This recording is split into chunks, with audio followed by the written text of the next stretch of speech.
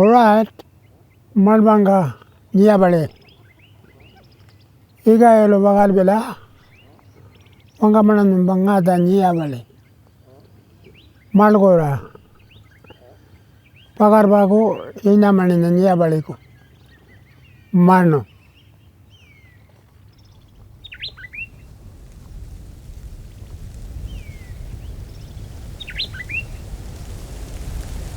You hear that?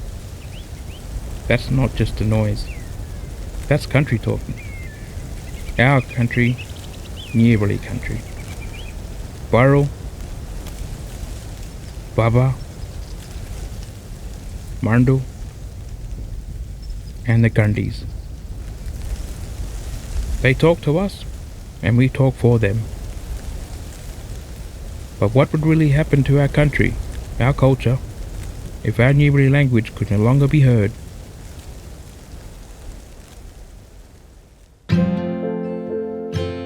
Nyiyaparli language, just different way of saying things and looking at things, really. In a way, just respecting this place, really, the land itself. Well, when you have language, you have connection to country. Well, you need it for your country, you need it for your culture. Very important to me because that we have to understand for our law and everything.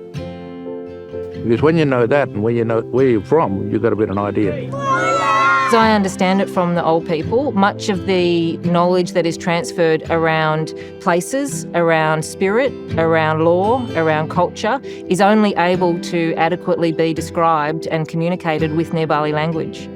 The transference of that to non-Nyiyaparli language, to English, loses the translation, loses the meaning, and loses the power. So one of the reasons that people have lost the ability to transfer knowledge is that they've lost access to their language. People don't talk Nyiyaparli much. There's only few of us who talk Nyiyaparli. I'm the only person here speaking Nyiyaparli in this town, you know. I gotta sit down here and talk to other people in their own language. I can understand all Nyiyaparli language. I cannot talk at all. I missed it somewhere along the line. I've been sent away to school, and so I didn't hang around the old fellas to learn. And a lot of the people that didn't go learned the language of the old people because they were still in the headland, you know? Because we don't have the oldies now, we lost them. Unfortunately, we lost a very special person not too long ago who was part of starting that language program because she spoke it. I think her legacy is the language program. When we realised at the beginning of the project that we had 11 fluent language speakers left and we knew that they were all senior people. We've lost 3 of those people in the last 18 months. It is a pressure because we know that we're going to continue to lose these senior language speakers, and we're trying to do everything we can to capture their vision and their desire for the language to live on when they're not here. There are around 400 of us.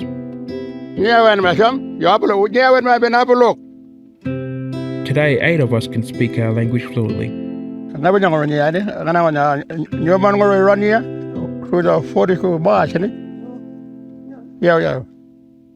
We were really, really fortunate to have such smart senior leaders and language speakers who understood what they wanted to achieve, which was to save the language forever. They understood the focus of that, which was Nyiyaparli values and skin groups and culture and knowledge and information. From the community perspective, they really wanted to do everything possible to try and conserve their language, but also reignite their language. We have 4 key pillars in terms of objectives. They're very, very simple. So that's to document language, to digitise language, to promote language, and to educate language. Yeah, we started out off with Uncle David, even with Artie back in the days, and they're talking about, well, we need to do that. If we don't do that, we're going to lose it forever. And I'm glad we did. The project isn't the typical academic or linguistic-led program because we needed to start getting language into the mouths of younger people. There's a lot of kids out there that sadly aren't speaking language through a number of reasons. So it needed to be rolled out fast, but it needed to be simple and accessible. With my background in digital media and given the work that I'd already done with the Nyiyaparli Flora augmented reality project, they saw me as somebody that could bring a creative lens to the project. So the first thing I had to do was listen to the wants and needs of the community. We started by forming a cultural working group made up of a number of members of the community. At the time, that cultural working group included Uncle David, or Yandy, who has since passed. We listened to his wishes. The Nyiyaparli Living Language Project was launched in July 2022. It involves the creation and production of 26 different documentations, digitizations, Yeah. Yo. promotions and education initiatives from large to small.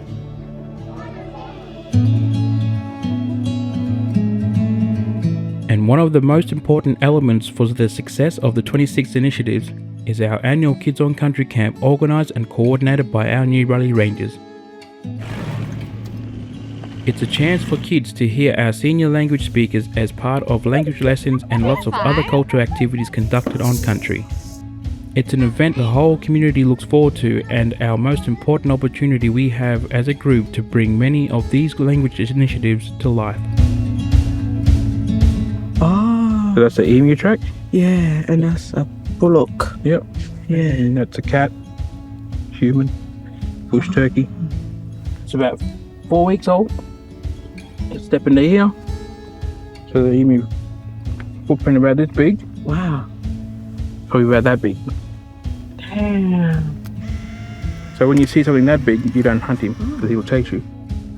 All right, Tyrone, what are these tracks here? MEUs, in our language, they call galaya.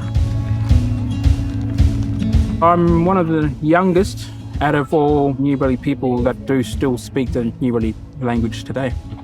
Hanging around a lot of the old people growing up in Marble Bar, listening to my great uncles and aunties speak the language as a young fella.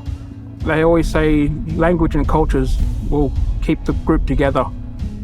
Trying to learn our language is hard and it's frustrating. Looking at this place, it just connects with every element and the nature and the animals and the land.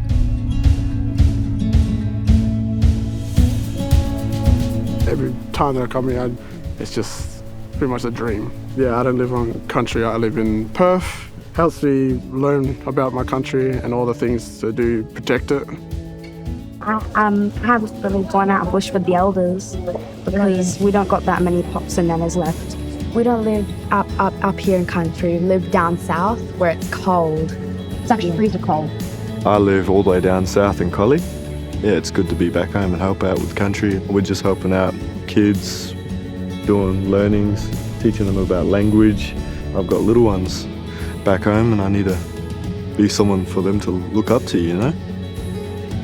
I think the language program might be able to give hope that we can restore the language and keep it going through generations.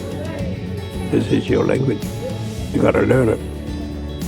Yeah, it is used, just not properly, like being able to use it in sentences. So I just try and learn as much as I can. That's what I learned. Learn kids to speak language, you know. And I try to do this where you carry that thing on. Yeah, you got to start off with the simple stuff. We wanted to teach you a hat, then a shirt or a tree or something else, you know. Brother, grab your mangawala. Get your baba. Every year, this is our third year now. Our senior speakers sit down and we have posters and games and even the parents join in. Simple stuff like Streamy says, body parts and animals, and hearing the way it's said by the senior language people is important because Nyiyaparli's got a very particular style, if you like. What's the word you know, son? Marandu. Mangye. Mandu. What's that? Mangye. Goanna. Yonana. Yes, great job. That's it, we're all learning all together. I'm very grateful for this opportunity to come to Kids on Country and learn language. The old people, they said to us, we want young people. We want young people to learn this language. To do that, we've got to put it on phones. The technology these days, the kids are, you just hand a 5-year-old kid a phone, it'll unlock that thing before you know it. So we thought, okay, well, let's put that on iPads or iPhones.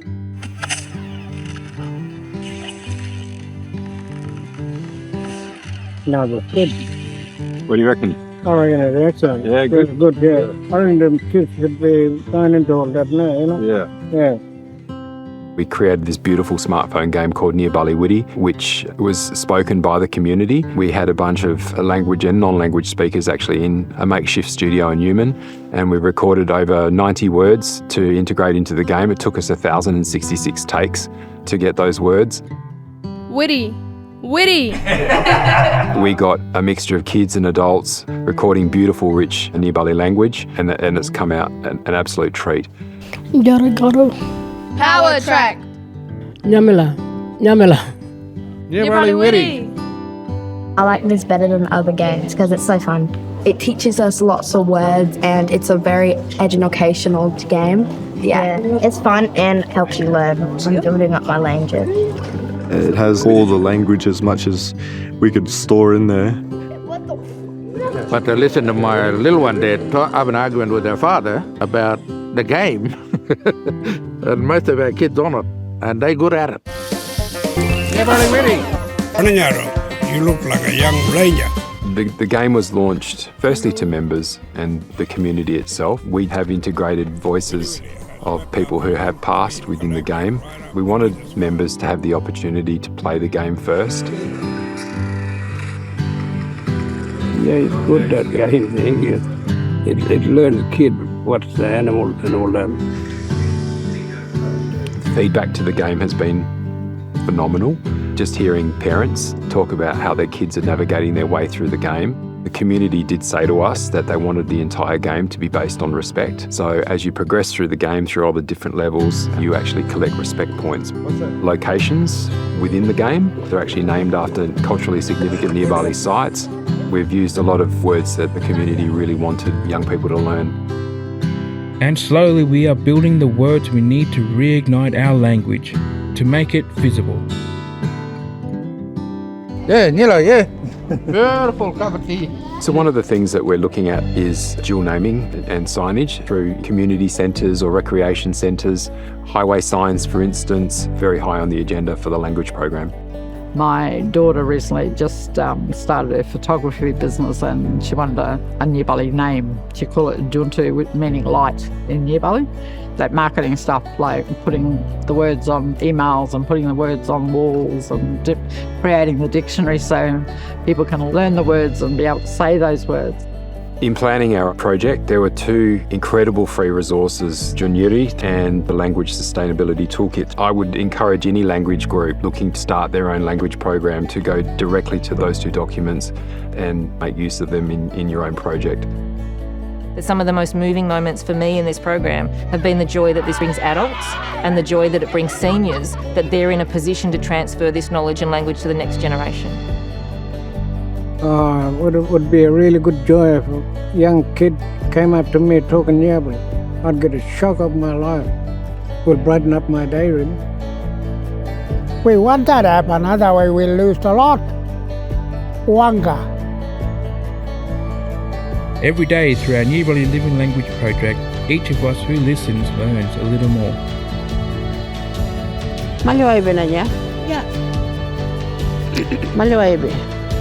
Malu means shade. Our senior language speakers like Burrow and Yandy told us, just start. It doesn't matter if it's just one word. Thank you.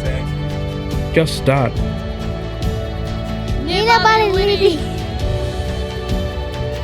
Yoro. We have, and we intend to honour the legacy of our old people and speak for our country.